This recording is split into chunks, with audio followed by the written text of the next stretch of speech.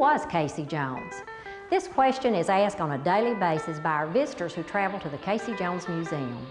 Since the 1950s, 3 museums have been established in his honor, 2 of which are still in operation. The Casey Jones story has permeated every facet of our culture. Music, art, literature, television, movies, toys, games, history, and even fashion. So who was this man who had such an impact that it has lasted over 100 years? Let's take a look.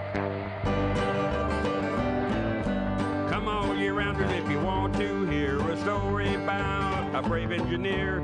Casey Jones was his name. On the icy road he won his fame. We saw no flagmen or fusees. We heard no torpedoes. Without any warning, we plowed into that caboose. To the promised land, Casey Jones managed to the cabin. John Luther Jones was born March 14, 1863 in southeast Missouri to country school teacher Frank Jones and his wife Ann. He was the first of 5 children. At age 13, his family moved to the small community of Casey, Kentucky, which is how he eventually got his nickname. As a boy, he developed a growing obsession with trains, from hanging around the bustling train depot in Casey. At age 15, he went to work for the Mobile and Ohio Railroad as a telegrapher in nearby Columbus. In 1881, he moved to Jackson, Tennessee, still an employee of the M&O, to take a job as a flagman. There, he stayed at the Charles Brady family boarding house, a favorite spot for Jackson railroaders. When asked where he was from, Jones said Casey, Kentucky. Well, from that day on, he would be known as Casey Jones. Casey would later marry his landlord's daughter, Janie Brady. They married at St. Mary's Catholic Church in 1886, and they would later have 3 children, Charles, Helen, and John Lloyd, also known as Casey Jr. Casey was later promoted to brakeman on the Columbus, Kentucky to Jackson, Tennessee route, and then to fireman on the Jackson to Mobile, Alabama route.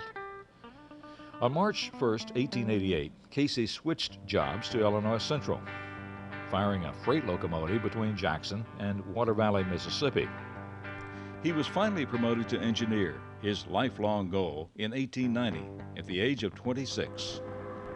Jones went on to reach the pinnacle of the railroad profession as a crack locomotive engineer for the IC. Railroading was a natural talent, and Jones was recognized by his peers as one of the best in the business. He was also known for his insistence that he always get there on the advertised. That is, that he would never be found to be falling down or behind schedule when he arrived at his destination. He was so punctual that it was said that people set their watches by his unusual and recognizable whippoorwill whistle. In February 1900, Casey was transferred from Jackson to Memphis for the Memphis to Canton, Mississippi leg of the Cannonball passenger run, which ran from Chicago to New Orleans. This run offered the fastest schedules in the history of railroading. Some veteran engineers doubted the times could be met, and some even quit. But Casey saw it as an opportunity and would drive until the night of his fateful last ride on engine number 382. In Memphis on the morning of April the 29th, after a run from Canton to Memphis, Casey was asked to double up and take the southbound run back to Canton that night because the regular engineer had become ill. Number 1 came into Memphis 4 behind schedule, and Casey had to make up for lost time on the return trip. 6 foot 4 inch Casey climbed into the cab, and that fatal ride began. With Casey was fireman Sim Webb. It was a wet and foggy night, poor visibility, but good conditions for speed, as steam engines operated best in such damp weather. When Casey passed through Grenada, he was only 40 minutes behind schedule. As Casey pushed number 382 southward, he continued to pick up speed. On today's fine road bed, it could have traveled 100 miles an hour, probably more. We may easily have reached that speed. By the time Casey had to take sighting to let the northbound Cannonball number 2 pass at Goodman, he was only 5 minutes behind schedule. In Canton, Mississippi, his destination was next. But he would have to pass through Vaughn, Mississippi, and at Vaughn, trouble awaited. This is the situation at this point of Casey's run. He is 14 miles from his destination, Canton, Mississippi. He is heading into the little town of Vaughn, going 75 miles an hour. Casey knows there will be several freights in this town of Vaughn, but he knows that these freights will all be on sidings to let him come through on the main line because he has a passenger train and mail. What he does not know is that 2 freight trains on one siding, while trying to clear the north switch, were stalled due to a broken air hose on one of the freights. This left 3 freight cars and a caboose out on the main line, with Casey rapidly approaching at about 75 miles an hour.